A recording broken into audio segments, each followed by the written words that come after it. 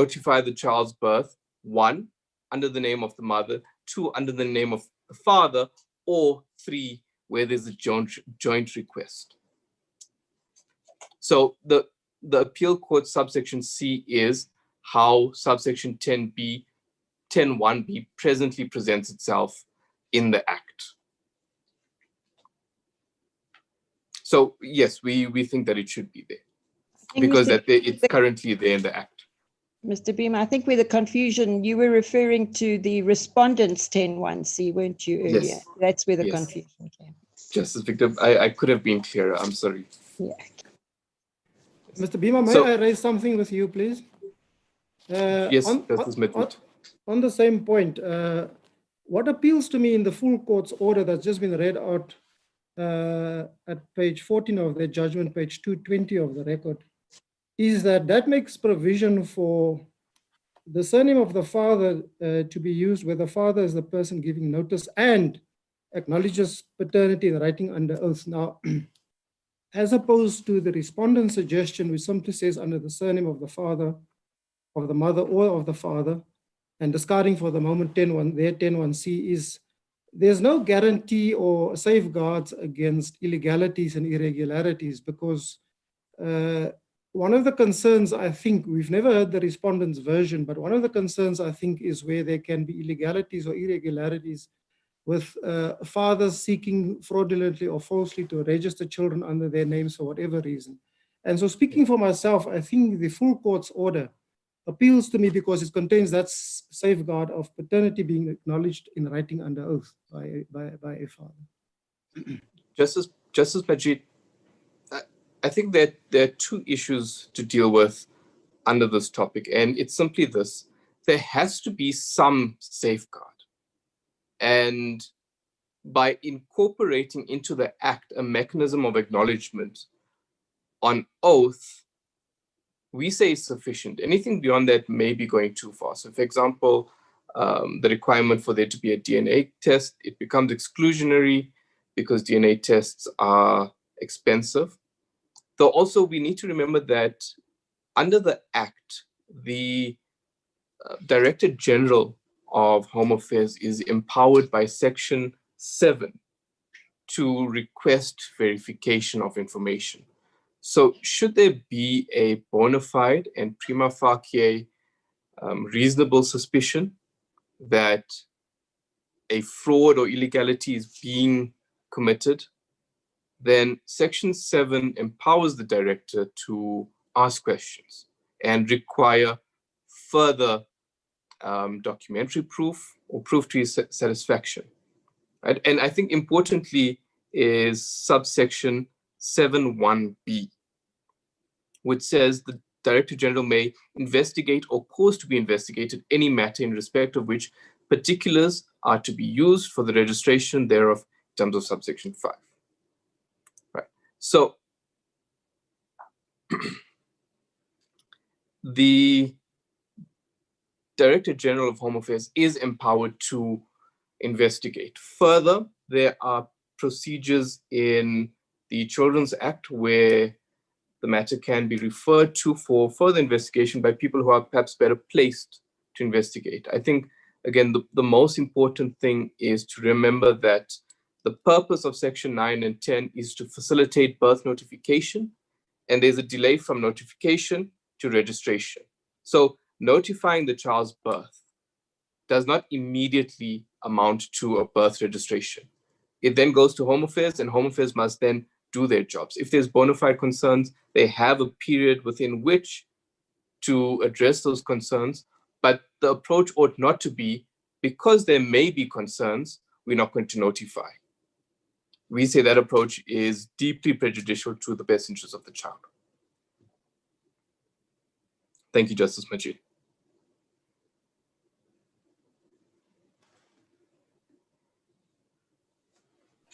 Well, Mr. Beamer, Justice Majid's worry is my worry. Shouldn't we clean this process up from the very beginning? I mean, human trafficking is one of the problems that we have. What stops a person from picking up a child, coming to Home Affairs, registering the child, a man like me claiming to be the father. What safeguards are there? Should we work on the basis of assumptions, or should we make sure that guarantees are there? Yeah. Chief Justice, it's a difficult question because I think the first time this issue was raised was in the state respondents' heads of arguments. And it's also just made as a passing comment that human trafficking it exists, and it may be a concern, though the risk that we run with taking an exclusionary approach is we're saying that the general rule of fathers being able to notify their child's birth ought not to be allowed because of an exceptional circumstance that child trafficking exists. Now, to date in this matter, we haven't had an opportunity to traverse the issue on evidence. And shortly before this hearing was set down, the Center for Child Law actually published a study where they address the real concerns with human smuggling and human trafficking. And one, there isn't much evidence on it because it is such a candid illegal practice, and most of it flies under the radar. Though what the Center for Child Law also found was in many instances where rights are limited on the basis of this argument that child trafficking exists, it's merely speculation. So for this court to now deal with that issue, we say it might be stretching too far, and Parliament may be best placed to investigate the issue through its process and legislate through the act or through the regulations to safeguard those concerns. Though our primary position is an acknowledgement on oath plus the powers which the Director General already has to investigate should safeguard enough. No, let's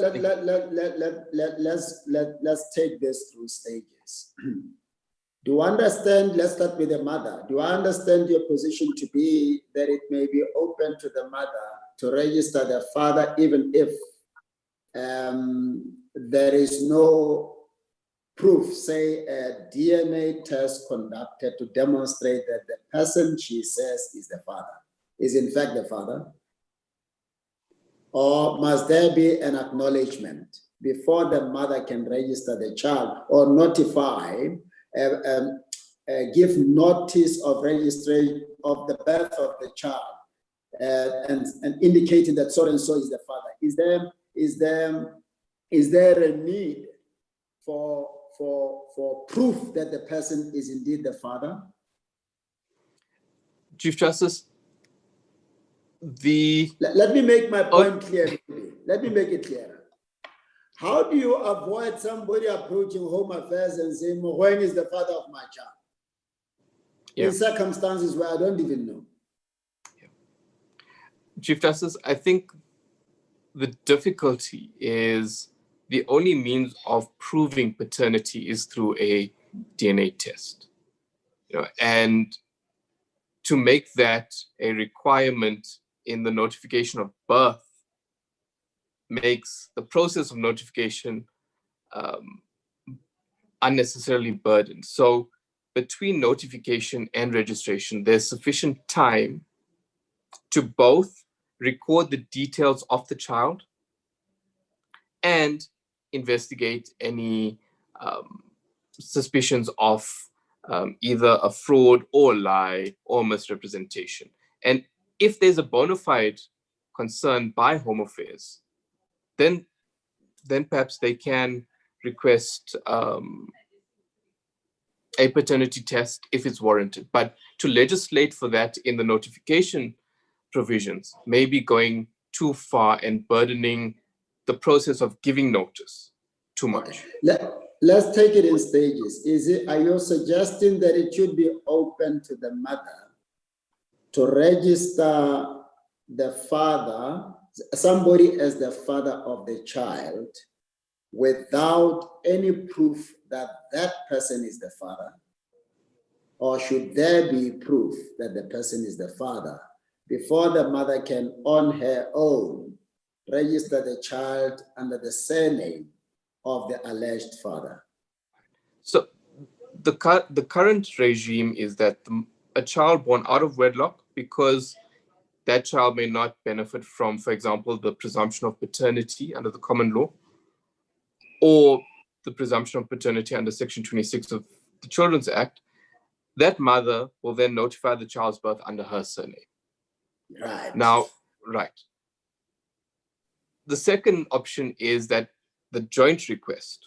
So the father and the mother present themselves and say, I want to give this child's notification, birth notification, under either mine or his surname, but the mother is there. So I wanted your proposals, not what the act says. I wanted to know what you are suggesting we should do. What are your submissions? What are you asking us to do in this? Should it be open to the mother to register the child in the names of the father, under the surname of the father, or indicate that so and so is the father without proof that the person is indeed the father? Chief Justice, our position on that is simply it goes too far on the current wording of the Act. So yes, the mother being able to notify her child's birth isn't a hurdle to the child's birth being notified. The father being able to notify his child's birth is not a hurdle to the child's birth being notified. Where we start dealing with situations where the mother wants to notify the child's birth under an alleged father's surname, there we say, leave it to Parliament and let them follow the parliamentary process of debate and consultation and come up with a regime that may be different from the present regime, or may directly deal with only that aspect of it. So in the present case, that was not an issue. And again, we say on the current wording of the Act, trying to fix that now may be going too far into legislative territory.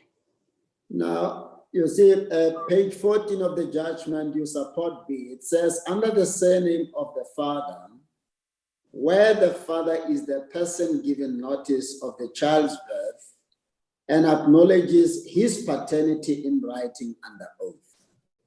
How would Home Affairs know that this is the father? What stops anybody from rocking in at Home Affairs and saying, I'm the father of so and so, under oath? And we know people do lie, eh? Even in court, witnesses raise their hand, take an oath and lie.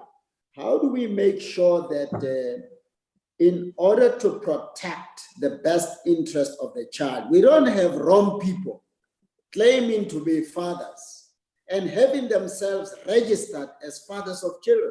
How can we just leave that one open like that? Yes. Chief Justice, perhaps we can venture into a thought exercise of what the alternative would be.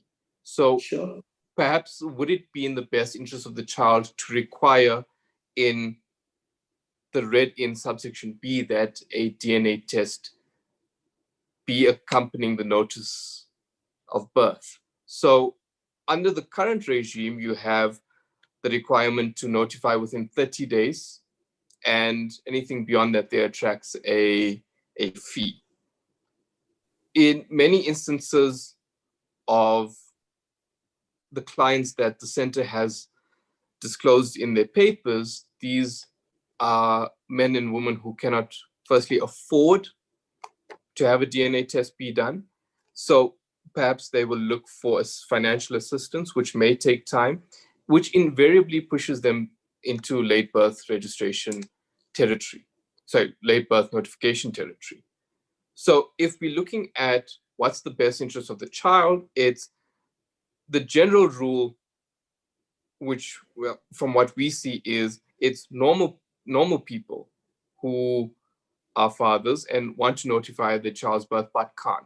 So we're saying that all those people ought not to be allowed to simply notify the child's birth because of the possibility that some people may be up to something a bit more dubious. So having the DNA testing built into the act now may cause more trouble than it seeks to solve. Well, it may not be DNA, Mr.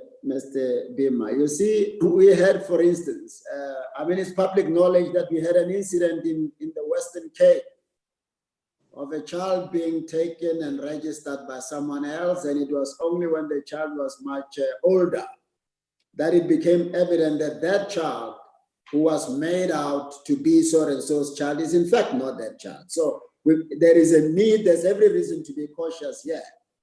I mean, it doesn't have to be DNA. What about relatives? What about grandparents? What about people who can support the claim that this person giving notification is in fact the father? In other words, what basic safeguards are there to make sure that I don't just go about registering other people's children as my own? Remember, the child doesn't even have to be there. I simply have to know that there is a child born on this date, and these are the names of the child, and then I give my name in as the father. That's how loose the process seems to be. Chief Justice, I think we need to remember that notification and registration does not happen simultaneously. So when you notify a child's birth, you are telling Home Affairs that this child now exists, this child has a name and surname, right? Attached to that would be the details of the person notifying the child's birth. Yes. That is then given to Home Affairs, and as I said earlier, Home Affairs has powers to investigate, and they ought to.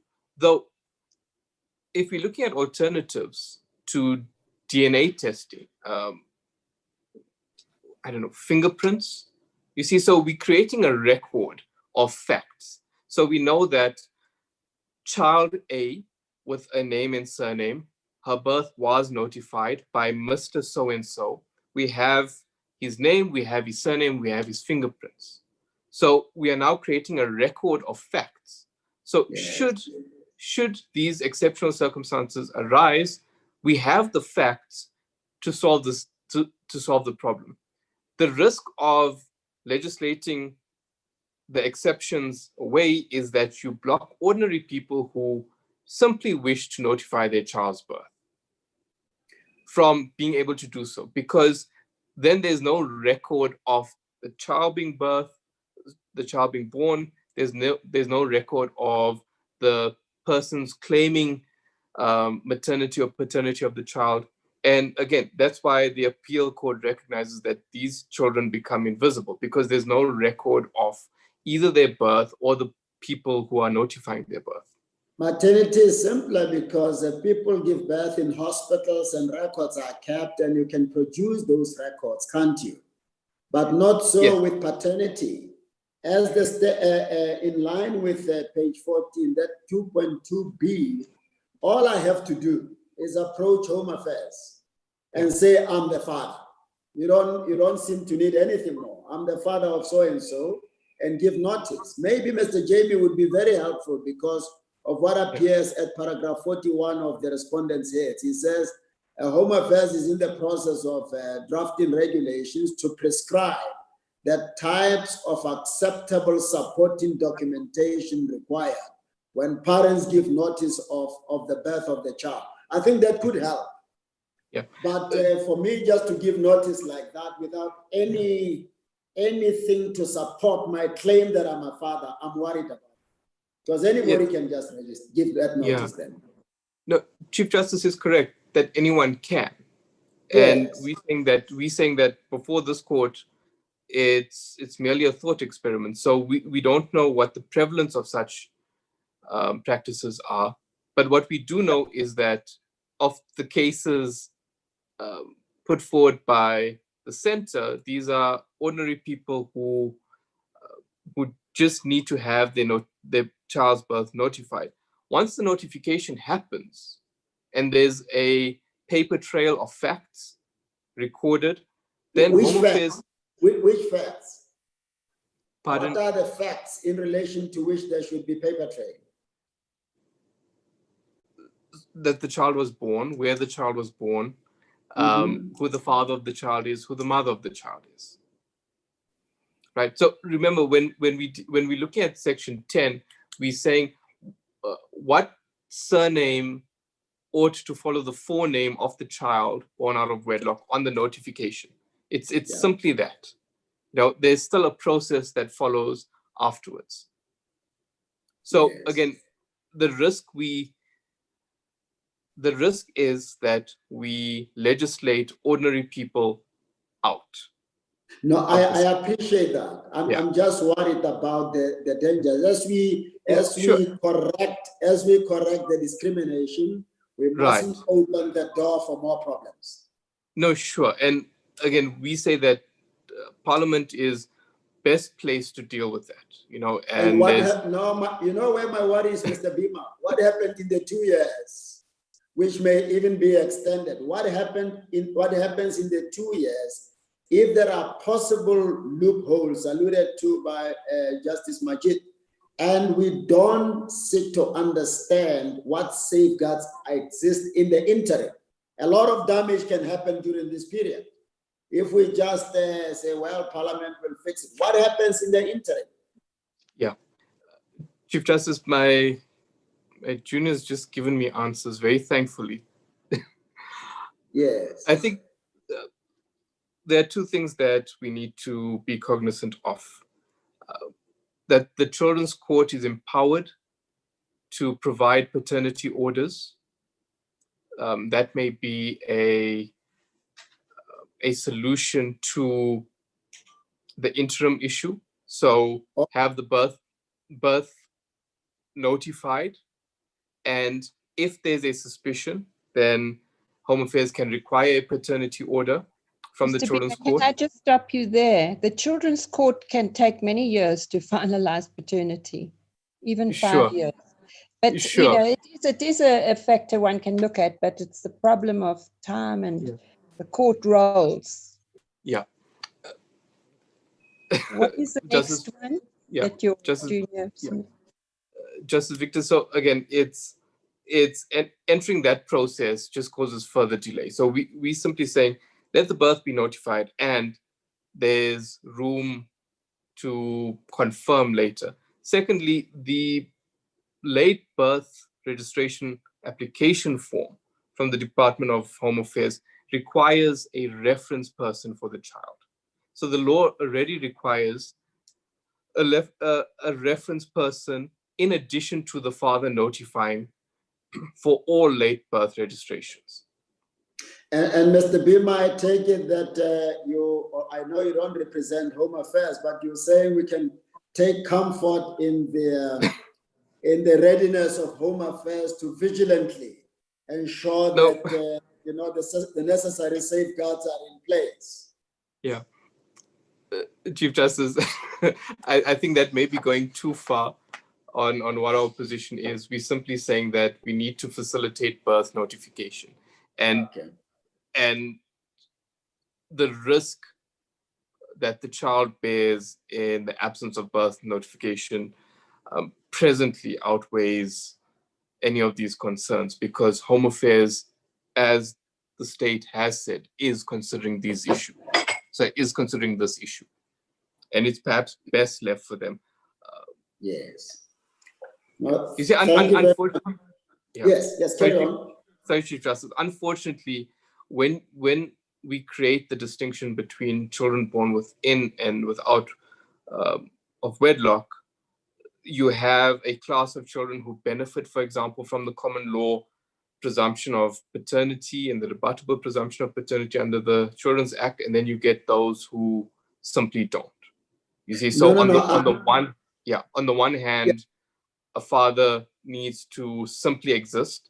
On the other hand, the father has to can't notify the child's birth, and then has to take a number of steps to do so. So it's a delicate balance of issues that need to be considered. I think there's some difference there, Mr. Bima, isn't it? Because when the two are married, everybody in society knows the mother there, the father there is so and so. So when the child is born in that family, and there is even a marriage certificate, it is easier for the father to approach Home Affairs and say, I'm married to so-and-so. Here are hospital records. The child was born. So as the father, I'm coming to register the child. But on the other hand, you have a man who approaches Home Affairs and says, such and such a child was born. I'm the father. But you've got no way of satisfying yourself that the person claiming to be the father is indeed the father. And for the sake of protecting for the sake of the child, you need to be a little bit more cautious. It's not just a question of discriminating the married against the unmarried. No, it is a question of ensuring that people don't just rock up and have an easy adoption, which is not properly processed, just by acknowledging paternity and claiming to be fathers. That's the difference. It is not just wild discrimination. You just want to make sure that the one claiming to be the father is the father. Otherwise, we'll easily grab children, be fathers, and leave the country with them and do whatever we want to do with them. Yeah. Chief Justice, I take your point, though we need to also remember that, for example, in the cases presented by the Center for Child Law, the mothers of the children were undocumented. So in terms of South African law, they might not be capable of entering into a civil marriage, though for all other intents and purposes, they live and enjoy life as a married couple. And family unit. So again, it's a very delicate balance, and we need to be cautious not to legislate for the exception at the risk of excluding the general rule. All you need is a basic way of satisfying Home Affairs that the person claiming to be the father is the father. It may be DNA, it may be grandparents, it may be relatives, it may even be the mother's friends. Some way with the names and details, some way of satisfying yourself that the person claiming to be the father is not just easily accepted as the father without verification. Sure. Chief Justice, and perhaps the best approach would be having a requirement similar to what the department has in the late births registration application form. So there's an acknowledgement of paternity with some third person either verifying or confirming knowledge of the child's birth, knowledge of the child's mother, or knowledge of the person notifying, the man notifying as being the father. So I think but we can go that far in creating a safeguard in the interim, though, again, we need to be careful not to place too much of a burden on having the birth notified and having a birth registration certificate issued. So I think we've covered the delicate balance that the court needs to consider, and that's probably the best balance. I'm sure Mr. Jamie will be very helpful, but before we part and before he comes in, my worry is this, Mr. Bima. It can't be denied that corruption is rampant in South Africa. Whether it relates to tenders, whether it relates to child registration, it respects no territory. And that's where I'm coming from. Fraud and corruption is a serious problem, and the likelihood is it may permeate even the child registration situation.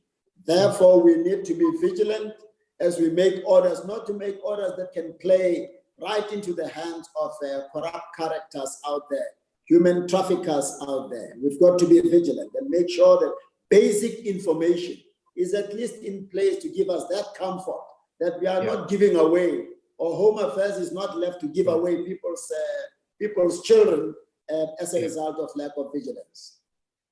And perhaps that's why more emphasis must be placed on recording facts. Thank you, Chief Justice. Thank you. Mr. Jeremy? Sorry, Chief Justice.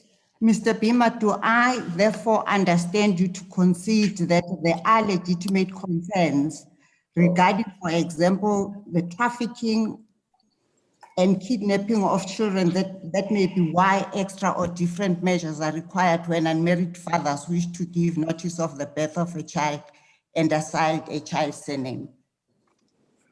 Thank you, Justice Kampepe. It's a difficult question to address in this court because neither the High Court nor the Appeal Court had considered evidence on this. So it's an issue that, I mean, we can concede that it is a concern, but we don't know what the prevalence and the frequency of it is. You know, it may be something that is overstated in society or understated. There's just no way of knowing. But we can recognize that I think globally, human trafficking and smuggling is a concern, though we need to accept that in the present case, it's just not, the facts aren't before the court.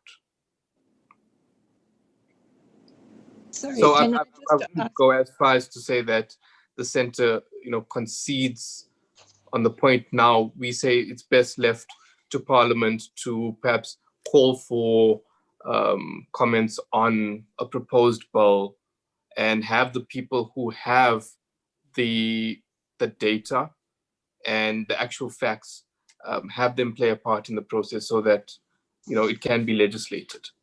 Thank you, Justice Kampepe. Sorry, just one last question, Chief Justice. Mr. Beamer, if one added some words to your proposed 1B, for example, in writing under oath and an affidavit from a third party who knows both mother and father, something like that, for the interim, so that there's no abuse in the interim. How would that do? Yeah, Justice Victor, I think that approach strikes the balance between going too far and not having sufficient safeguards in place. So I think that approach probably addresses Chief Justice's concerns that he just raised now, and perhaps maybe even to some extent allay the fears that Justice Kampepe has raised now, while acknowledging that Parliament may be able to deal with the actual data of the prevalence of the issue. Mr. Bieber? Justice Matapo, yes. I see you are attracted to the suggestion by my sister about the third part. My biggest problem is if we are talking about corruption and you'll still have the third party going before the Home Affairs, deposing to an affidavit based on falsity. So it's no solution to the problem at all. Justice Matapo, perhaps if we look at the risk of not notifying the child. So let's take a hypothetical situation of this elusive man who is trying to be dubious. Are we saying that the man presenting himself with the child ought to be sent home with the child without any record of either the person attempting to notify, whether it's legally or illegally, and without a record of the child? See, I think that there would perhaps be a more dangerous situation to leave the child in, as opposed to then creating a record of facts in the department's system of who this man was, taking his fingerprints, perhaps having a verifying affidavit accompany that, but more importantly, recording the details of the child. So if it would mean taking fingerprints of the child, though we now have the child within the Home Affairs system, as opposed to sending the child home with a dubious man, all of whom are a ghost in the system. See, so again, it's a situation that Parliament needs to consider, though we can't perpetuate the problem of having children go unnotified, who have bona fide fathers wanting to notify the birth. You see, so as long as the record is created, Home Affairs can now find these people, and the risk is it's either that or sending the child back home with this dubious man. Mr. Beamer, shouldn't that Justice be the problem?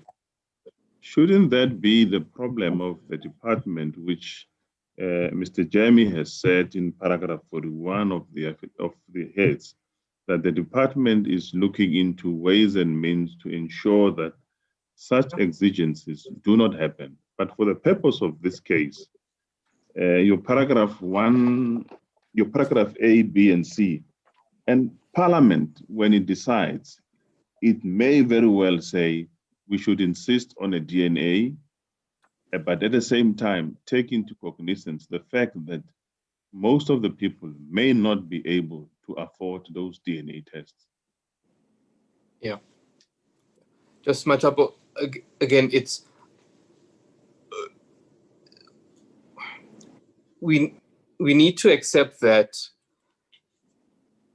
Parliament may decide to put stringent requirements in place. So as Justice Matapo says, a requirement that there be a DNA test and so on. Again, Parliament is probably best to decide what they're going to do. And remember that they're still subject to the parliamentary process. So there may be comments coming from sectors of society that says that goes too far and it may not pass the House. Though for our present purposes, we are faced with a question of under-inclusiveness, and we need to seek to create an inclusiveness in that section. And the point is to facilitate notification of birth. We shouldn't lose sight that if a child's birth goes unnotified, that child is now a ghost. And if the concerns of child smuggling and trafficking are have any thrust to them, then it's especially more so that the notification be accepted and a record be created, as opposed to sending the child back home. Yeah. And Mr. Bima, your 73.4.1.2 says, under the surname of the father, where the father is the person giving notice of the child's birth and acknowledges his paternity in writing under oath, you accept that anybody who comes and say, I'm the father, and acknowledges in writing under oath is the father. There doesn't seem to be any mechanism to prevent just an imposter coming and saying that he is the father, when in fact he's not the father. Chief Justice, it's again, just a loose provision. Yeah. Chief Justice, again, we acknowledge that it's a possibility. Especially, I think, in this day and age where, deposing to an affidavit doesn't have the weight that it may have once did. It's thin, though. Again, the difficulty we have is we don't know what the prevalence and frequency of such conduct is in the specific request. You see, so again, it takes us back to, yes, we recognize that it's a possibility and it probably happens, but we don't know how often it happens. And again, we are looking at an approach where we don't exclude the majority because we are concerned about the exceptional few. And again, we in this case, it's unfortunate we simply don't have any evidence. It would have been probably best dealt with in the High Court. Yeah. Thank you, Chief Justice. Yeah. Chief Justice, I think I've covered all the points that I intended to cover. I don't know if any of the other justices have questions. If not, I think I've said my say. Thank you very much, Mr. Bima. Thank you, Chief Justice. Thank you, sir. Mr. Jamie? Good morning, Chief Justice, Justices. Having listened to the debate between my learned friend and the members of the courts, I think has provided clarity and perhaps crystallized the issues. Can I perhaps get immediately, and perhaps I can start off with the point raised by Justice Victor, which in our respectful submission goes to the heart of the problem, and which is why we, with respect, say that the Court of Appeal found Section 10 to be under-inclusive, but it did so insufficiently. It did not go far enough. And that is because the fundamental problem with Section 10 in our submission is the fact that it distinguishes, improperly we submit, between children born within and out of wedlock. And that is a distinction, Justices, which we've said in our heads of argument, and I don't think it's an issue in the matter, harks back to a past where children were regarded as, they had a different, I wouldn't necessarily say lesser, but they certainly were distinguished by the fact of whether or not their parents were married when they were born. And that is a distinction which we respectfully submit can't withstand constitutional scrutiny. But may I interrupt you, Mr. Jamie, but is that correct? I mean, when a child is born in your family as a married man, whether you're actually the father or not, society is bound to assume that you are the father. It's in your house that the child is born. I'm sorry, Chief Justice, I'm not hearing you clearly. I'm saying, as a married person, yes, when the child is born in your family, in your home, yes, we all just readily believe or assume that you are the father. And if you approach Home Affairs to register that child as a father, it ordinarily ought not to be surprising. It's different though. When I go to Home Affairs and say, that child who was born in Johannesburg on this day is my child, and give notification of birth, without anything attaching me to the child except an affidavit. I think that the struggle is, how do you as Home Affairs satisfy yourself that the person claiming to be the father is the father? But otherwise, there shouldn't be any problem, I agree with you, if there is something to hold on to, on the basis of which you satisfy yourself that this person claiming to be the father is the father. Chief Justice, could I attempt to answer that question on two levels? The first is the level of principle, and second on the level of practicality. On the issue of principle, our submission is with respect that although society in certain situations, I don't accept that it's in all situations, more readily accepts that a child born in wedlock, to use that term, which itself is an archaic term with respect, is the progeny of the father.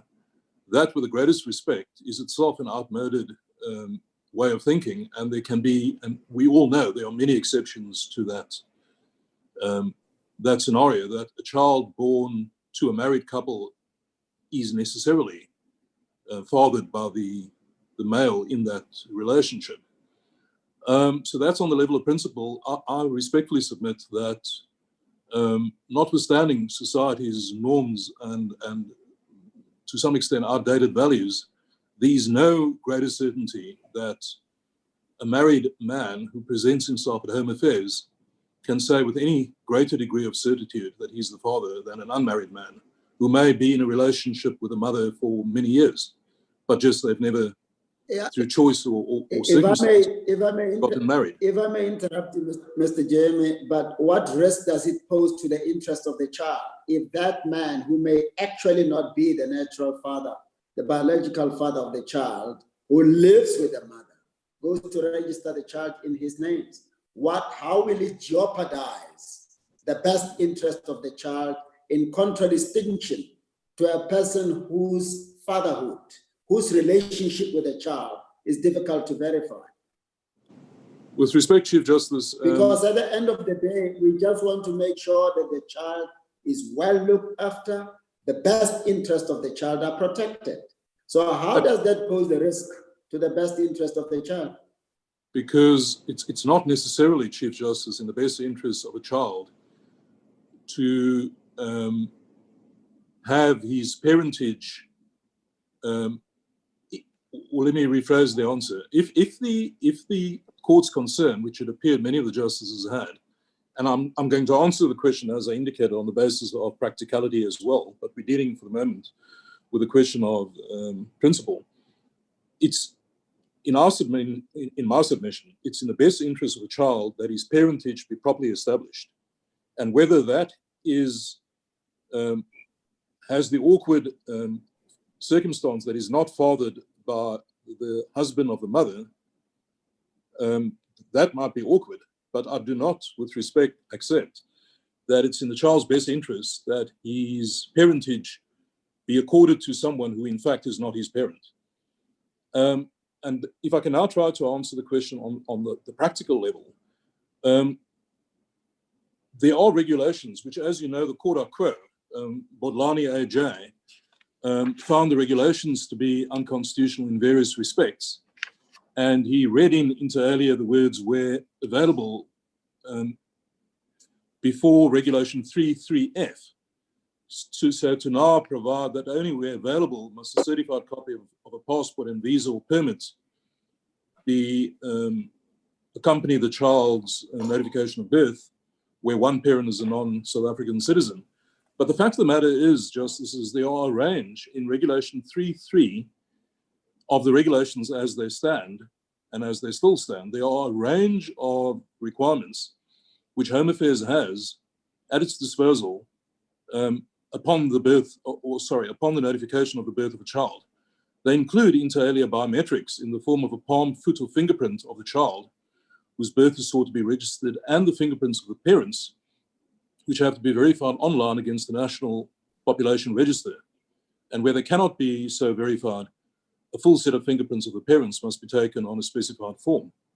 So that's among the ways in which Home Affairs, the officers, verify the details of the child, and that's regardless of whether or not the child is born within or out of wedlock. Mr. Jamie. So we submit, I'm sorry, Chief Justice. Sorry to interrupt you, Mr. Jamie. I'm sorry, Justice. Following on the question that the Chief Justice had posed, in your written submissions, you contend that the reading in proposed by the applicant and endorsed by the full bench gives rise to a real possibility of abuse because, for example, a kidnapper could falsely claim under oath to be the child's father. That is correct. Please, can you clarify for me how the reading in proposed by the state respondents in respect of Section 10(1)(b), which does not require the purported father to make any averments about his paternity under oath, mitigates the potential for such abuse? Justice Tron, I don't for a moment pretend that the matter is an easy one to resolve, this question of the interim reading in. I find myself entirely in agreement with my learned friend for the applicant for confirmation that it is a matter best left to Parliament. And it is precisely for that reason that what we suggest as an interim reading in, and upon consideration of the issues put to my learned friend by members of the court, we may want to revisit our submission as to reading in, because with respect, Justice Tron, we submit that Section 9(2) of the Act, and you will note that 9(2) mirrors, or rather our reading in mirrors what 9(2) at present says. And that has not been the subject of any finding of unconstitutionality. So that provision, which, just to remind the members of the court, says, subject to the provisions of Section 10, the notice of birth referred to in subsection 1 of this section shall be given under the surname of either the father or the mother of the child concerned, or the surnames of both the father and mother joined together as a double-barrel surname. So that provision is on the statute book as it is, and we submit, upon consideration of the issues raised by the court with my learned friend, that that should suffice.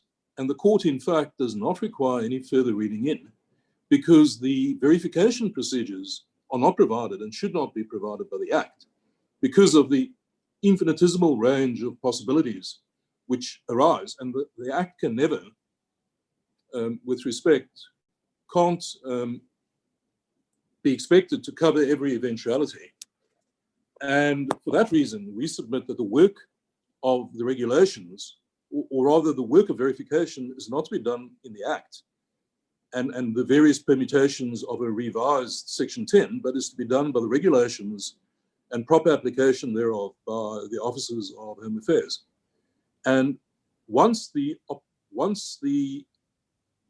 opportunity to have the child registered in any one of the three manners, the child's name, sorry, registered in any one of the three manners contemplated by Section 9.2 is appreciated, the need for any reading in and rewording of Section 10 falls away. And the simplest, I hesitate to use the word most elegant, but certainly we submit upon reflection, Justices, the simplest interim remedy would simply be a striking out of the entirety of Section 10 with no accompanying reading in. Because, as I say, Section 9.2 does the work that Section 10 attempts to do, albeit confined to children born out of wedlock. And for the reasons that I, sorry. I'm sorry to interrupt you. Justice. While we're on the question of regulations, you also say that the regulations which require a parent to furnish various documents, as well as Section 7.1 of the Act, which allows the Director General to call for proof of correctness of any particulars furnished to the department, minimizes the potential of abuse in relation to the reading in that the state respondents propose. But does that section not equally apply to the reading in proposed by the applicant and the full bench? The difficulty with the reading in proposed by the applicant, Justice Tron, is that it would supersede in a particular situation, namely an unmarried father who can't obtain the cooperation of the mother. It would supersede the regulations because, in other words, the reading in would render the relevant regulations nugatory in respect of one particular class, namely the type of father that the centre acts for, that the applicant acts for. And with respect, we submit that is an intrusion into the powers that the legislation quite properly accords the executive. And the court should not, as it were, carve out a particular niche for a particular type of litigant, which then places that litigant in a different or superior position to every other applicant who applies for registration of a child's birth. And that is our principal difficulty with respect. The criteria of both the paragraph 14 of the judgment and our learned friends reading in that they seek in the heads of arguments, and more particularly in para 73.4.1 on page 37 thereof, we submit that is unwarranted intrusion into the proper domain of the executive. And for that reason... Mr. Jamie, I don't quite follow that argument. Are you saying the constraint that identifying arises because of what the regulations provide, or am I misunderstanding you? I'm sorry, I can't see who, on my screen, I can't see who the speaker is. My apologies. Can you see now?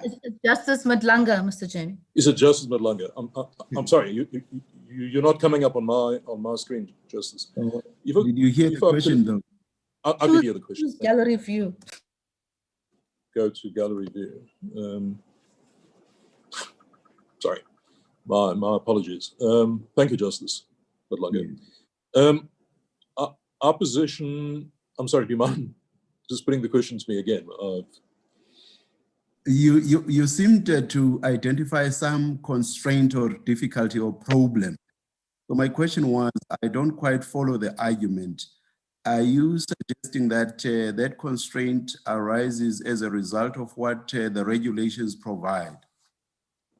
No, Justice. I was attempting to address, sorry, I was attempting to address the question put to me by Justice Tron, which was in relation to the difficulty that we had and why we had a difficulty with the reading in of the applicants. And that difficulty does not relate to the regulations. Our position, Justices, is that the regulations which are not under attack or, well, they were under attack in the court I quote, but they're not a topic for discussion in this matter before the court today. The regulations stand with the changes that were read in by Acting Judge Bodlani. So the regulations bind the Home Affairs officials and officers who attend to registration of birth. And if, as my learned friend for the applicant quite correctly points out, there are remedies that both in the regulations and Section 7 of the Act, where the Director General or any of these delegates can undertake further investigation if they think there's something not right about any particular application. They can take steps to verify.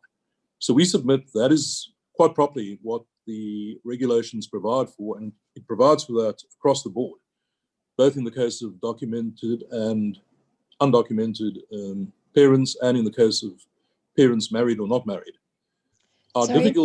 Can I just ask you, you talk about, in this case, there's an undocumented mother. And for years, the third and fourth, they've not been able to register the child, Novuyo. There's also the case of Vusi. There's also the case of AK after 29 years, without the mother being present. There's a huge group of children, adults, and it'll become generational, as Mr. Beamer said. What is to be done? I mean, can that be corrected by regulations, specific regulations? Or must Section 10 be deleted, invalidated? The difficulty of verification, Justice, and I act for the Department of Home Affairs, but as you know, we were not involved, and I must apologize on behalf of my client that we were not involved at the level of providing affidavits to make this court's job easier.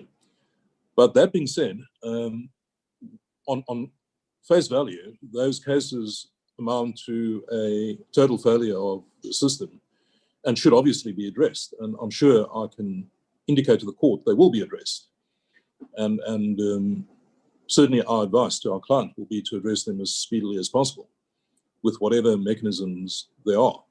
But that speaks to verification. The problem with Section 10 is the principal one that I've raised, and that is that it distinguishes, it differentiates, I mean, not say discriminates, it differentiates between married and unmarried parents. And we submit that simply shouldn't be allowed in this day and age and under our Constitution to be persisted with. And that is why we submitted in both our heads and in argument this morning that the finding of unconstitutionality does not go far enough in our submission. And the solution we would respectfully submit, having heard the argument, we attempted to make it perhaps less radical by reading in a mirroring of Section 9.2. But upon reflection, the alternative, which we submit is cleaner, is to simply delete Section 10 in its entirety. It serves no proper constitutional or legislative purpose, given, and you know that Section 9.2 was introduced in 2002 as an amendment to Section 9. Before then, it wasn't there. But it now is, and given that it is on the statute book, it covers the work that Section 10 attempts to do, but we submit unconstitutionally. Mr. Jamie, if we delete Section 10 in its entirety, yes, what would be Section 9? There's a reference to Section 10. Would you have to do anything about that?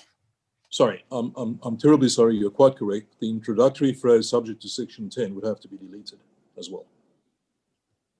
Now, can we just do that without having had any argument in respect of Section 9?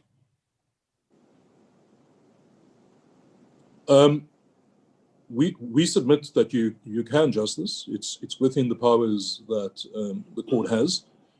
The court, we've cited the authority in our heads of argument. The court will, in confirmation hearings, make an order which obviously will be constitutionally apposite for the needs identified. And this court is not a mere rubber stamp of the court au quo or the Court of Appeal. It will apply its own mind, and ultimately it is the guardian of the Constitution. So to the extent that a lacuna is identified, we submit that that will be addressed by this court in terms of its inherent jurisdiction and, of course, in terms of Section 172 of the Constitution. So we submit it certainly is within the court's purview and really all that we are suggesting, Justices, is an adumbration, as it were, of the reading in that the Court of Appeal has already provided. But we say, for the reasons I've submitted, it doesn't go far enough. Mr. Chairman, if I could take you, sorry to interrupt, to Section 9.2. You're suggesting the deletion of the words subject to the provisions of Section 10. And then you're left with the notice of birth can be given by either parent. That is correct. And we submit, and what it also does, of course, it gives you the three alternatives, which we submit, accords with our view as to the requirements on home affairs. They should be able to accept the child's notification of birth on any one of those three scenarios. The verification issue is an issue best left to the relevant officers in terms of the existing regulations and the provisions of Section 7. So a mother without papers, the child will not be prejudiced if she doesn't have papers. And then you won't have the C's and the AKs and the Novuya situation. Justice Victor, I submit that the child would not be prejudiced by what we are proposing. And the situations that you've identified or that are identified in the papers, I can only once again give the court as counsel the assurance that we will, a senior member of the department is on this platform at the moment. He's responsible for legal compliance, and I'm sure he will take to heart what the court's sentiments are. But we will certainly convey it in very clear terms. Yes, Justice. I have two difficulties with your suggestion that Section 10 be deleted. The first would be Section 10 deals with notice of birth. There would then be nothing governing the notice of birth and the giving of the notice. Section 9.2 deals with the surname to be given to the child, but it does not deal with how that is to be done. The second difficulty would be you referred in your answer, your previous answer to Justice Victor and to Justice Mhlantla in response to the proposal that Section 10 be deleted, that the verification process can continue thereafter. Now, what verification process are you referring to, and when would that start? Justice, I'm sorry, once again, my screen is not identifying. I have it on gallery, but it doesn't give me all the justices. So my apology. Yes. Section 7 of the Act, as it reads at present, authorizes the Director General may require the person who has furnished any particulars in terms of this Act to furnish the Director General with proof of the correctness of such particulars, and the Director General may investigate, of course, to be investigated any matter in respect of which particulars are to be used for the registration thereof in terms of Section 5. And then subsection 2, if in the course of the administration of this Act comes to the attention of the Director General that any particulars in respect of any person in any document submitted or preserved or included in the population register are not correctly reflected, the Director General may supplement and correct such circumstances. So it happens in our submission upon the information reaching the officers of the Director General, sorry, officers within, as in employees of the Director General. Clearly the Director General, him or herself, won't be seized with each and every case. So it's when the possibility of incorrect information reaches the attention of the relevant officials who are tasked with registering birth.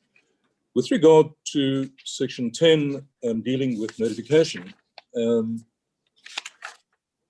could I just indicate to the court that Section 9.1, which remains obviously untouched by the court à quo's judgment, provides for, in the case of any child born alive, any one of his parents, or if the parents are deceased, any of the prescribed persons, obviously prescribed in terms of regulation, shall within 30 days after the birth of the child give notice in the prescribed manner. So that is the principal provision to give notice. 9.2 then provides for the manner, or rather the surname, under which the child can be registered. And then 10 deals only, as the heading indicates, justices, with notice of a child born out of wedlock. So it's not the principal provision providing for notice. It's specific to children born out of wedlock, which is our difficulty, which is why from the outset we've said it's under the court à quo. Finding of unconstitutionality is under-inclusive.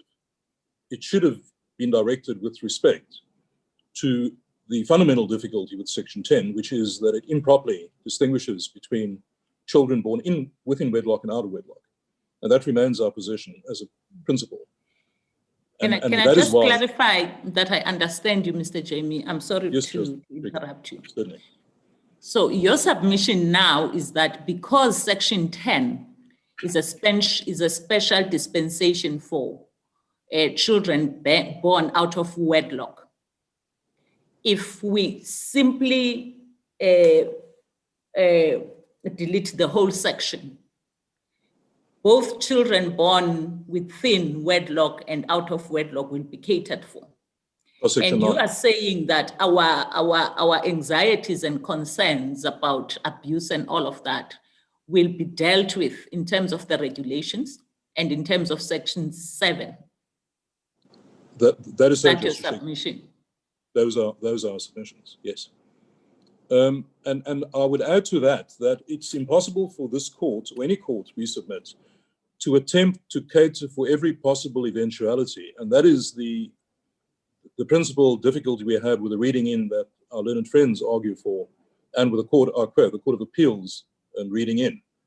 It caters for one eventuality, but it with respect, doesn't cater for everyone conceivable eventuality, and it then gives you a special dispensation in one particular case, which is understandable because that is the case which the applicant brought to court. But it's a sin of omission and commission with respect. Because Mr. Jamie, you mentioned in your submissions at para 41 that the department is in the process of making amendments to the regulation. How far is that process? I can't give you any further specificity than what is contained. We were instructed that they are in the process of doing so. It obviously is not dependent, although it might well be guided, probably will be guided by whatever this court's judgment says, but it flows from the Budlani AJ judgment, and that process is ongoing. But unfortunately, I don't know how far the process is. Mr. Jamie?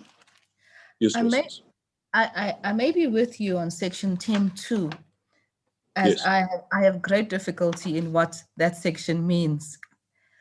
But my concern remains in deleting the entire Section 10 is that any father could go with the child and say, this is the child. I'm the father of this child. This is on the proposal of the state respondents with absolutely no proof at all. And that child could be registered under his surname.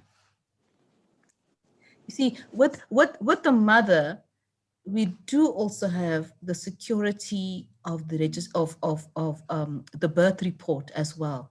But with the father, we got absolutely nothing.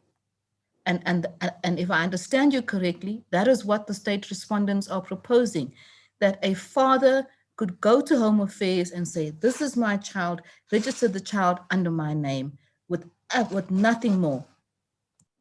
Well, maybe before you answer my sister's question, Mr. Jamie, just to qualify her question, not a father, a man.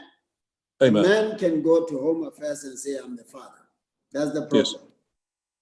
Justices, can I just once again refer to the regulations?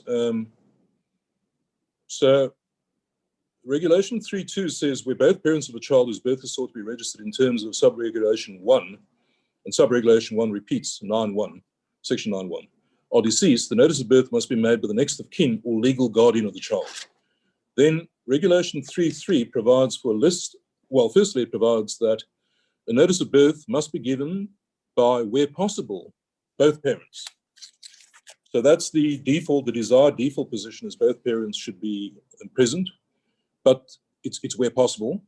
And then among the requirements for registration is proof of birth on a particular form attested to by a medical practitioner who attended to the birth or examined the mother or the child after the birth, an affidavit attested to by a South African citizen who witnessed the birth, where the birth occurred at a place other than a health institution, the biometrics I've already referred to, palm, foot, or fingerprint of the child, fingerprints of their parents, or as you've correctly put to me, Chief Justice, the alleged parents, or the alleged father in any event, a certified copy of an identity document of the biological or adoptive mother or father, or both parents, whose birth, of the child whose birth is sought to be registered, as the case may be, with a reading in by Justice Bodlani, where available, a certified copy of a valid passport and visa or permit, where one parent is a non-South African citizen, where applicable, a certified copy of a death certificate of any deceased parent, where applicable, a certified copy of the marriage certificate of the parents, where applicable, a certified copy of the identity document or valid passport or visa, and where applicable, Form DHA 288B.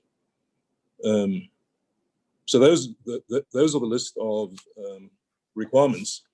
And obviously, as the Chief Justice pointed out, unfortunately, fraud and corruption is rampant in this country. And there are always going to be possibilities of someone doing something for nefarious purposes. And the bulwark against that, with respect, is not to attempt to provide for every eventuality which we submit simply cannot be done feasibly, but is the alertness and the professionalism of the officers who are charged with that responsibility. So the court must, with respect, have some faith that the officers of Home Affairs will do what the law requires of them, and that they will trigger these provisions. And I just want to find, there is a particular regulation which,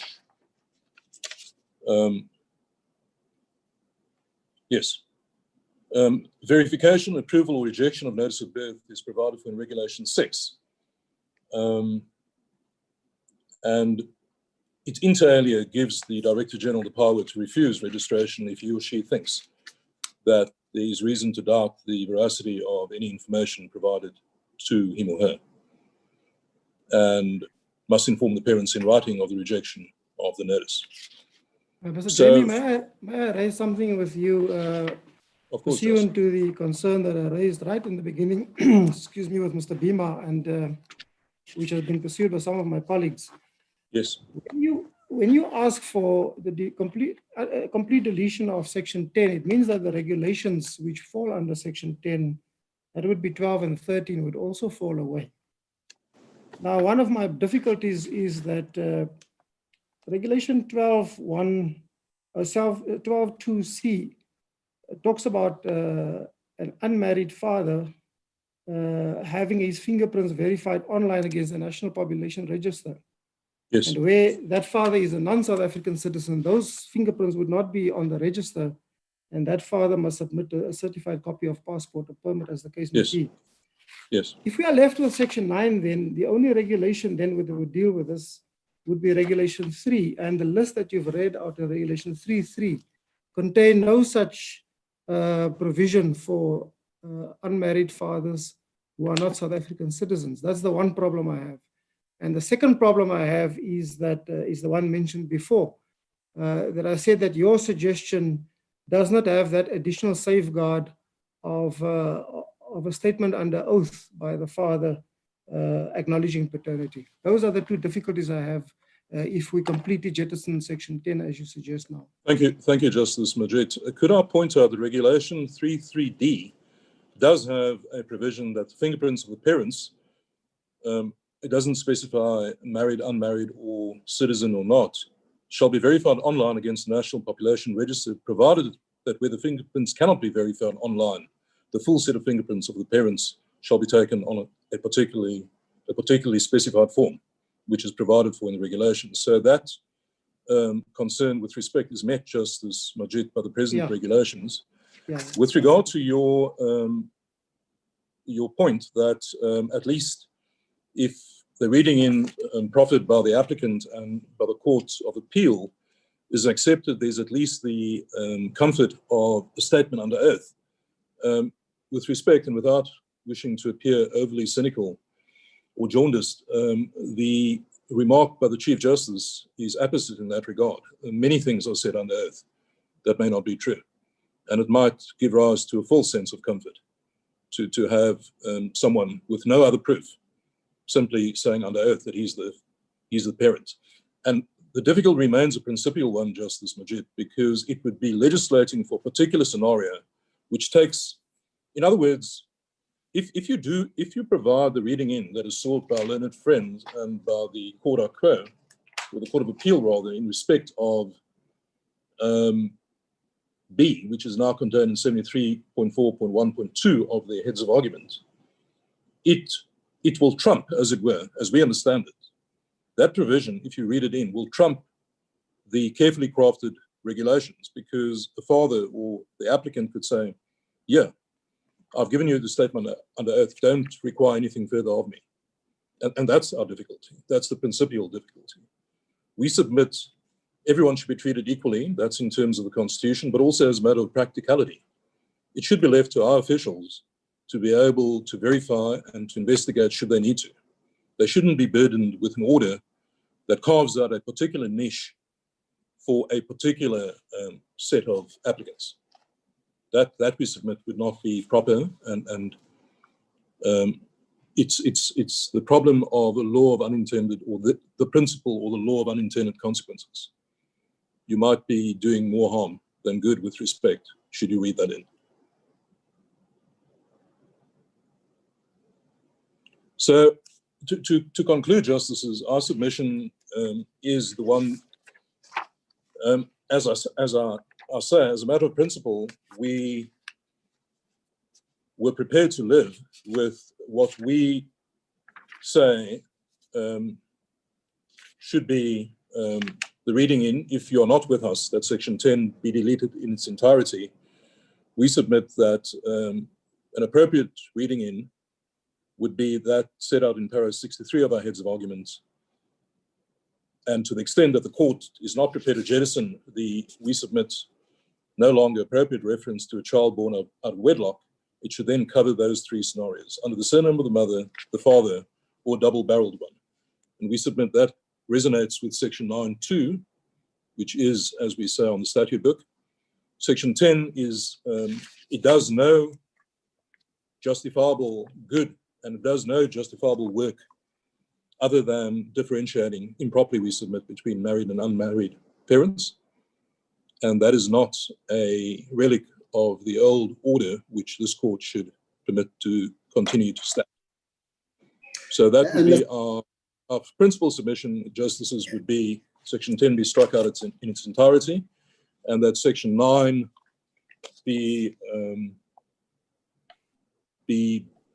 section 9.2 have the word subject to the provisions of section 10 struck out from it.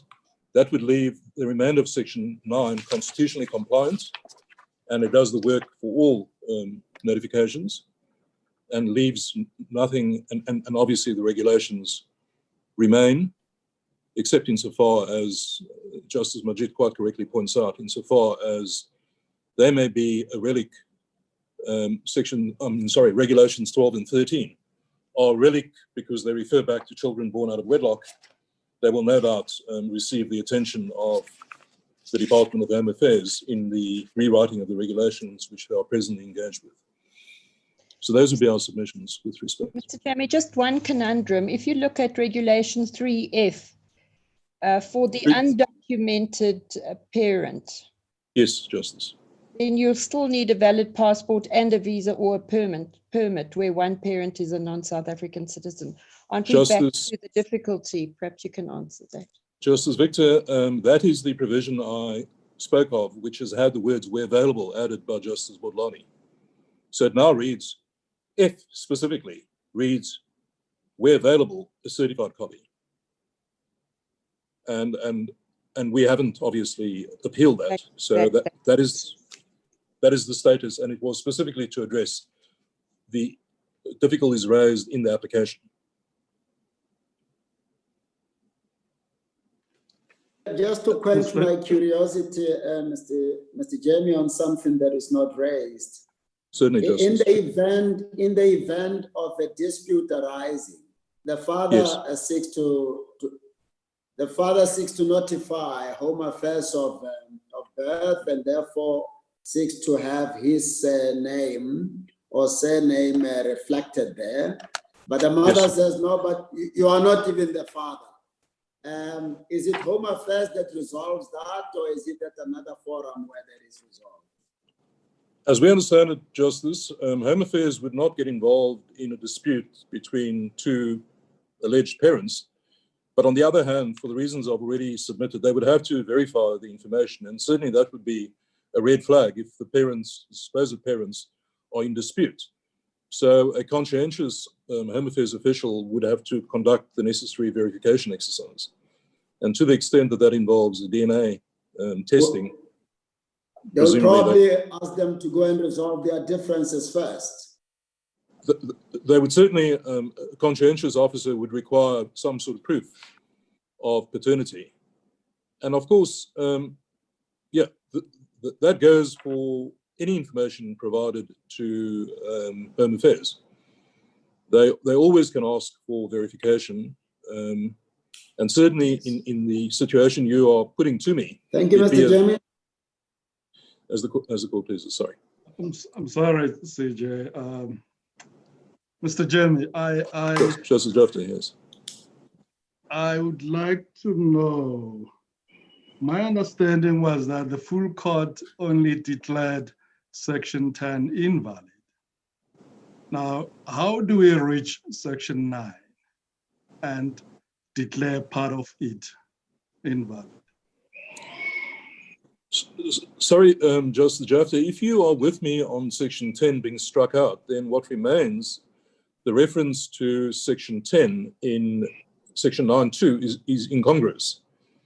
And even if it's left, if it's left intact, which would not be an elegant solution, Justice Jafta, it would be superfluous because there would be no Section 10. So it would be regarded as pro non scripto to anyone requiring to interpret Section 9.2. There wouldn't be a Section 10 to make it subject to.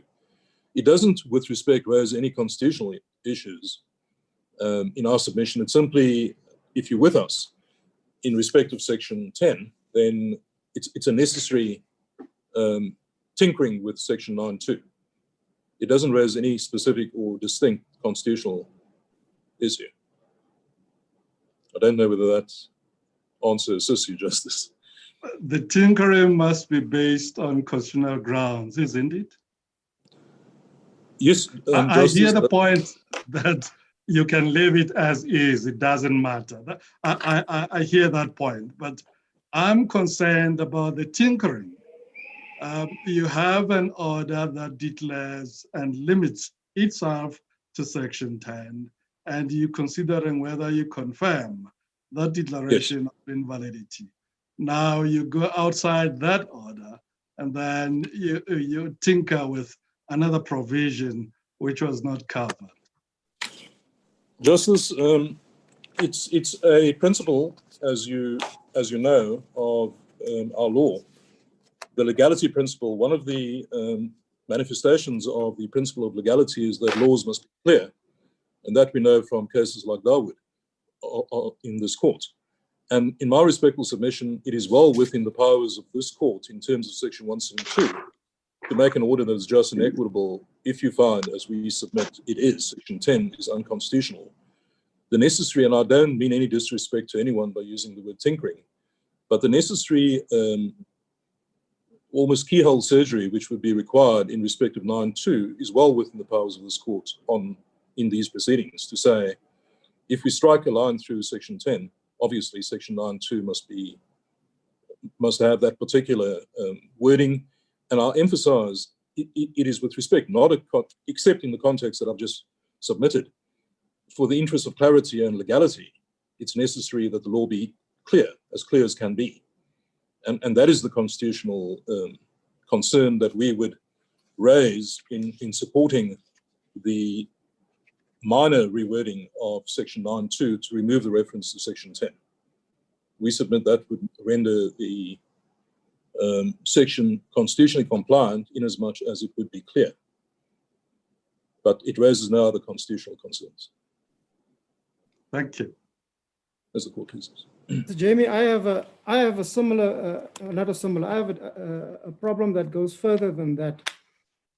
You are asking now for us, if I understand it correctly, to jettison the entire section 10, and you say in your heads that you rely on Phillips for that, but Phillips, you cited paragraph 9, but it's actually paragraph 8. Phillips said no more than that if proceedings are unopposed, then confirmation by this court of an order of invalidity does not follow as a matter of course. This court has the duty still to evaluate the legislation, the impugn provisions, and to decide whether it is in fact invalid.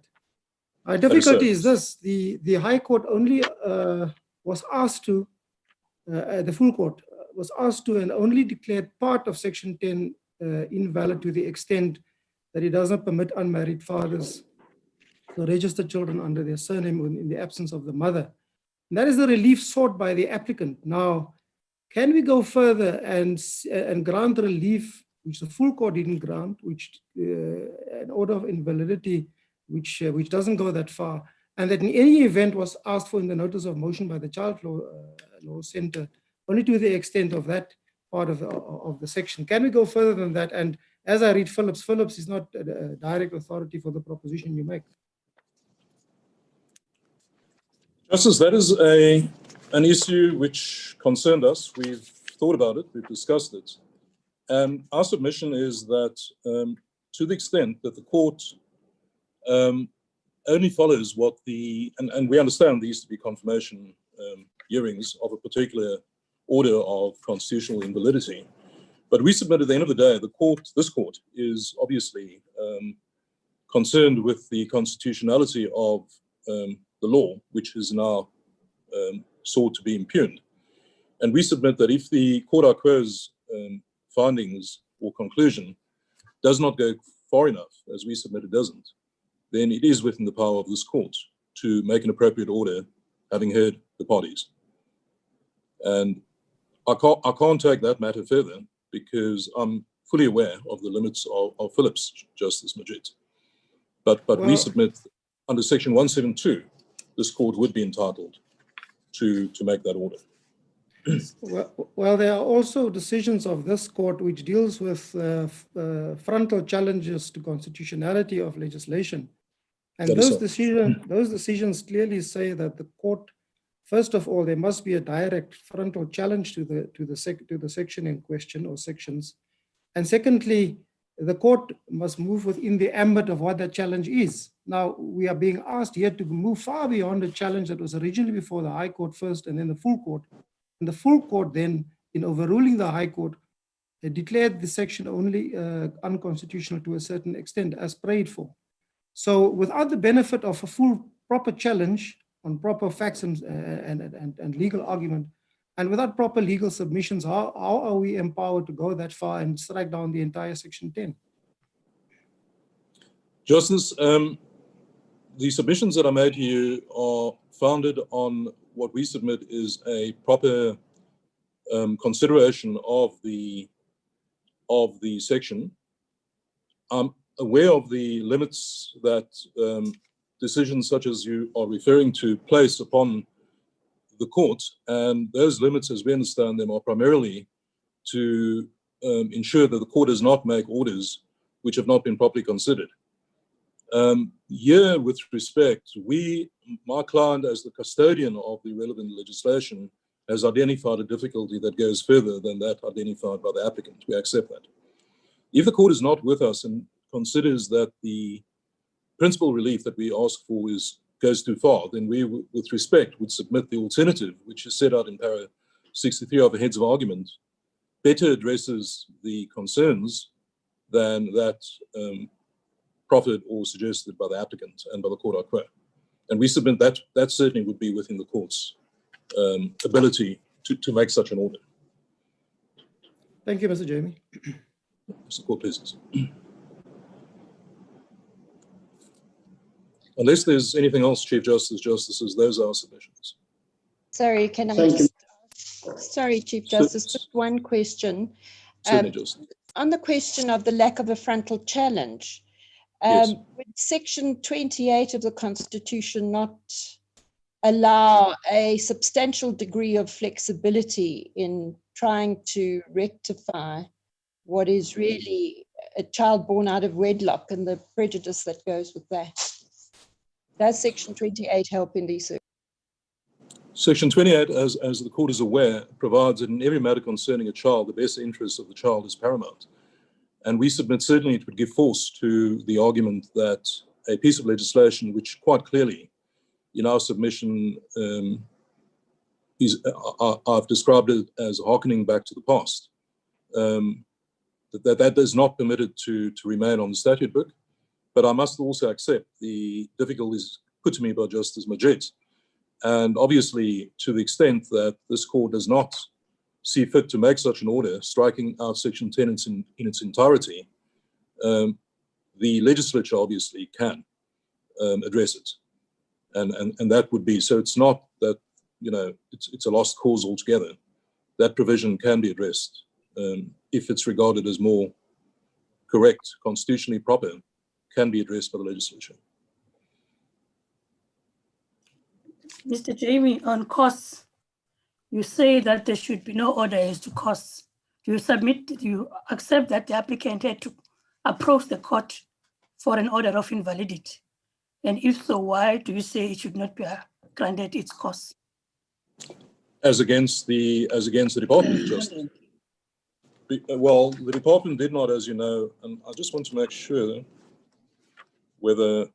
That is, even if the department had not opposed, it had to go to court to get an order of invalidity of this particular section, and also come to this court for a confirmation of the order of the High Court in terms of Section 172.2. Yes, yes. No, it certainly had to obviously, because of the Constitution itself, come to this court for confirmation. And we with respect, and I'm just looking at their heads of argument, and I don't know whether my learned friend is going to deal with it in reply, whether they seek costs against the department. We certainly have made the submission that for the reasons in our heads, costs should not be granted. And with respect, this is not a case where the organ of state has been in any way, has contributed, as it were, to the running up of costs. But even if that be so, Mr. Jamie, even if that be so, why should the applicants be out of pocket? In a situation where they just had to go to court. Yes. Why should they be out of pocket? Justice, on the basis of Biowatch, we know what Biowatch says. They've asserted a constitutional right. They've been obviously substantially successful. It was necessary with respect, and depending on how the court goes with regard to the remedy, the interim remedy, our participation at this stage would either have been of assistance or not. And to the extent that you don't make the order sought by the applicant, we submit it's at least possible that the court would consider not making any order as to costs. But if the court applies Biowatch, then we accept that costs would follow the event, as it were. Do you accept, Mr. Jamie, that it fell on the shoulders of your client to correct what is constitutionally objectionable in this act? And we are 26 years into democracy, and that has not been done. I accept that unreservedly, Justice Jafta.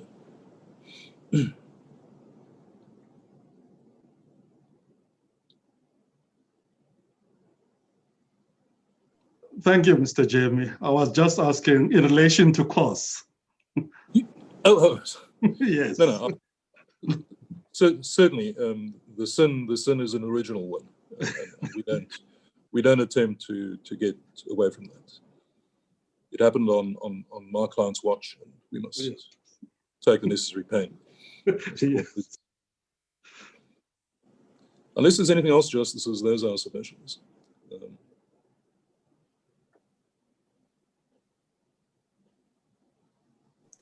Thank you, Mr. Jamie. Thank you, Judge. Chief Justice. Mr. Beamer. Thank you, Chief Justice. Chief Justice, just on the question of remedy, I don't propose to be too long. The proposal by my friend, Mr. Jamie, that Section 10 be struck off in its entirety is an appetizing one, because Section 9 seems to cover what the Act seeks to facilitate, which is birth notification, along with the regulations that attach itself to Section 9, which is Regulations 3, 4, and 5.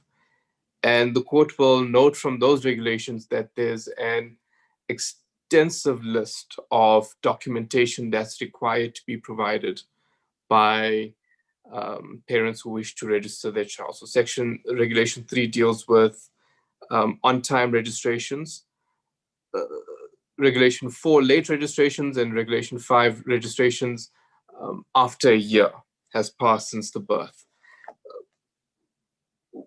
Though I can appreciate the difficulty that the court may have in the legality issue, and I think the approach that the court should take is to interfere as little as possible with the current wording, and this takes us back to the approach taken in Satchwell. So where we're dealing with under-inclusiveness, we must seek to create inclusiveness and let the final issues be dealt with by Parliament.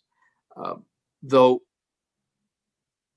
seeing that the attack is on Section 10 only, perhaps a wording that mirrors the provision of Section 9 might be a more favorable approach to rewording it. Though I think, if anything, the fact that the debate around wording has caused so many problems tends to show that perhaps the issue is best left to Parliament. And Home Affairs will then have to regulate for the permutations and eventualities that might that might arise in birth notification, whether it's within or outside of wedlock, and whether it's the father who is the person giving notice. It's a precarious position to be in, and I take the points that my friend Mr. Jamie has raised about how inclusiveness is created in the Act. The last issue I want to deal with is costs. And it's true that the center has asked for costs, though if we stay true to the wording of our notice of motion, it's costs only in the event of the respondents opposing the application for confirmation. And to be fair to my friends, for the state, they had filed no affidavit in these proceedings. I think the only thing they filed was the heads of argument. So I think one way or the other, the center is happy. Unless there are any further specific issues, that is my reply, Chief Justice. Am I on mute? No. Justice Kampepe? Mr. Bima, thank you very much. Do we have any questions to put to Mr. Bima in reply? Colleagues? No.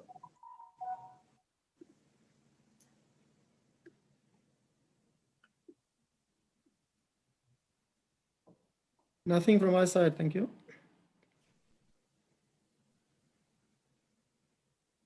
Thank you, Justice Kampepe. If there are no further questions, that is my reply.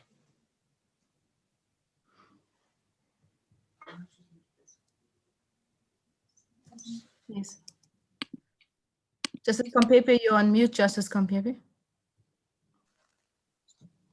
Thank you very much, Mr. Bima and Mr. Jami. The court is adjourned and judgment is reserved. Quickly, Michaela. Today's hearing is concluded. You may now leave the meeting. As the court pleases, thank you. As the court pleases, thank you.